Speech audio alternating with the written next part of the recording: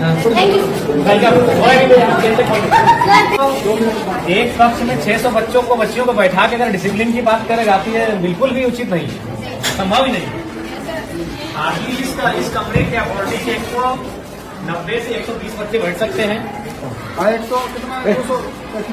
90 से 120 660 मतलब नामांकन है, 240 प्रेजेंट है, तो संभव ही नहीं कि कोई क्लास ले पाएंगे।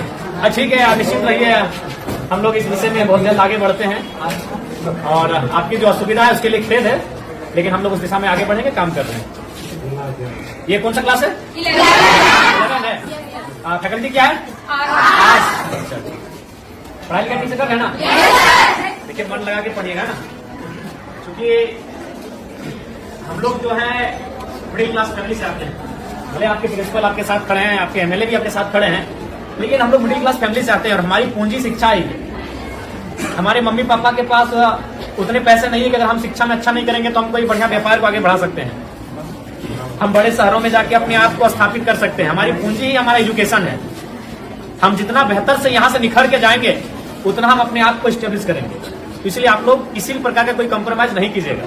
हम जानते हैं कि हो सके आपको समस्या आएंगी, क्योंकि बहन लोग को थोड़ी आ सकती है, क्योंकि आज भी लोगों की मानसिकताएं वैसी हैं, लेकिन आप निश्चिंत रहिए, अब जमाना बदला है, जमाने के लोगों की सोच बदली है और हमें लगता है कि बेटा और बेटी को समान दृष्टिकोण से लोग देख रहे हैं। तो आपको भी कुछ अगर सुविधाएं आएंगे तो उससे आपको पार जाना है, और कभी शिकायत और समस्या को लेकर अपनी पढ़ाई से कम्प्रोमाइज मत कीजिएगा,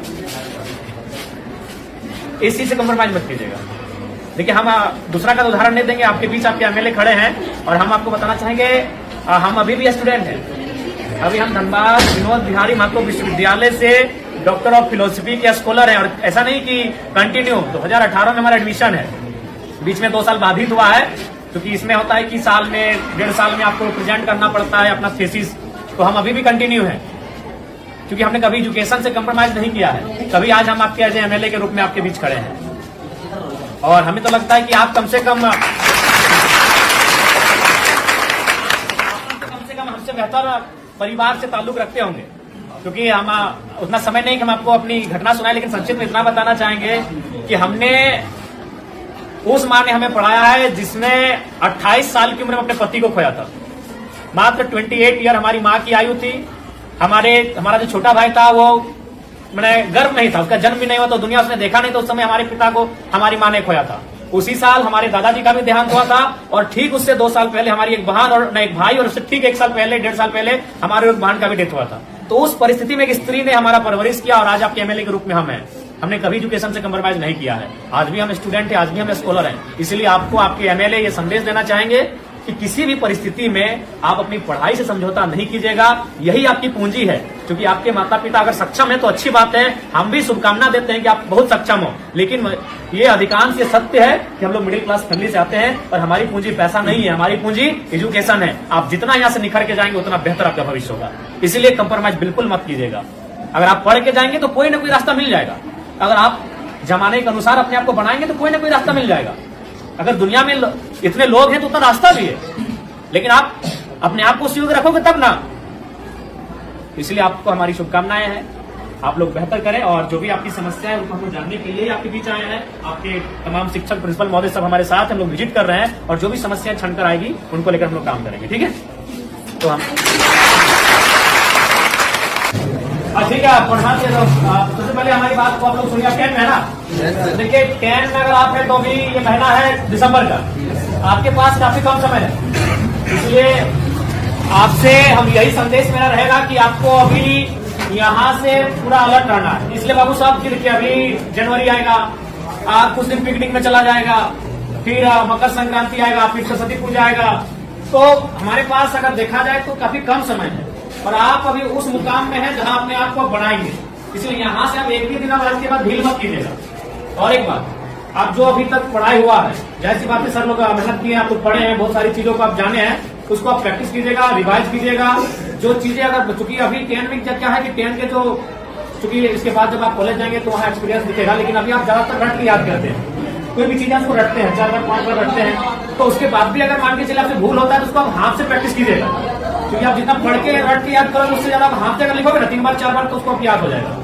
जो चीजें आपको लगता है कि इसको हम मेमोरी नहीं कर पा रहे हैं, याद नहीं कर पा रहे हैं, तो उसको आप कम से कम हाथ से प्रैक्टिस कीजिएगा, कई बार रफ लीजिएगा, उस रफ में 4 बार 5 बार लिखिएगा उस प्रश्न का उत्तर, तो आपको याद होने लगेगा।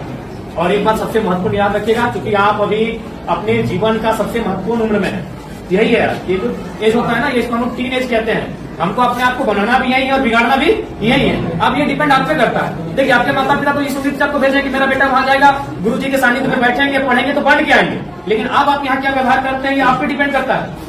तो इसीलिए आप यहाँ 4 घंटा 5 घंटा 6 घंटा समय देते हैं, तो उस 6 घंटा का रिजल्ट आना चाहिए ना। मान लीजिए सपोज दैट अगर किसी भाई को अगर पढ़ने में मन नहीं लग रहा है, तो मान के चलो वो 6 घंटा अगर सिर्फ वो ग्राउंड में दौड़ेगा, तो इस राज्य के नंबर 1 धावक बनेगा कि नहीं? अगर वो पहाड़ नहीं चढ़ेगा, अगर वो गीत ही 6 घंटा प्रैक्टिस करेगा, तो एक बेहतरीन गीतकार बनेगा कि नहीं? तो हमारे कहने का मतलब है आप यहाँ 6 घंटा समय दे रहे हैं, और जहां आप समय दे रहे हैं वहां से अगर कुछ रिजल्ट नहीं हासिल करेंगे तो फिर गलत बात है कि नहीं? तो इसलिए आप यहाँ 6 घंटा समय दे रहे हैं, अपना 5 घंटा आप समय दे रहे हैं, तो इसलिए यहाँ से आपको परिणाम हासिल करके जाना है, यहाँ से आपको रिजल्ट लेके जाना है। इस बात को आपको ध्यान में रखना है, ठीक है? बाकी आपको जहां असुविधा होगी, आपके शिक्षक आपके प्रिंसिपल तो साथ में ही, आपके विधानसभा के आपके एमएलए हम भी आपके साथ हैं, जहां हमारी आपको जरूरत पड़ेगी आप हमें बेहतर याद कीजिएगा, ठीक है? आज चूंकि समय का अभाव है, 1 घंटे हम आपको ले लेते हैं, लेकिन समय का अभाव है। जैसे बच्चा का गाने वाला दिमाग में हो गया, जब आप जैसे हम लोग भेजे हैं सर, एक बार खराब बच्चा मिलता है, हाँ तो जो सादा के बच्चा हम भेजे दिखा के समाजिक सुरक्षा, हाँ पैसा महीना मिलता है, ठीक है। 8,000 तो आपने भेजे, ठीक, इसको हमको संज्ञान में रखिएगा, क्योंकि उनको मालूम है अगर हम खेती में मन नहीं लगाएंगे तो फसल नहीं होगा, फसल नहीं होगा तो परिवार का अनाज नहीं होगा। किसी को मन नहीं लगता, जब धान काटने के लिए जाते हैं पूछेगा मन लगता है?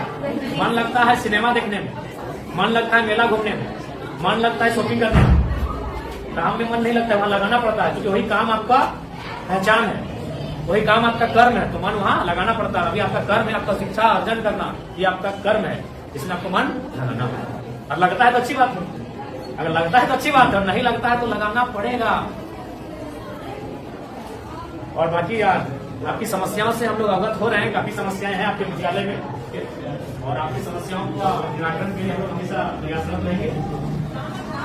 और आप लोग बढ़िया से मन लगा के पढ़िए, हमारी शुभकामनाएं हैं। अगर कुछ समस्याएं होंगी आप सीधा हमसे संपर्क कीजिएगा, और बेहतर अपनी बात को रखिएगा, डर भय मत कीजिएगा कि हम आपके एमएलए हैं, हम आपके एक सहयोगी के रूप में आपको दिशा पथ प्रदर्शक के रूप में आए हैं, आप बेहतर हमें याद कीजिएगा, ठीक है? और एकदम मन ध्यान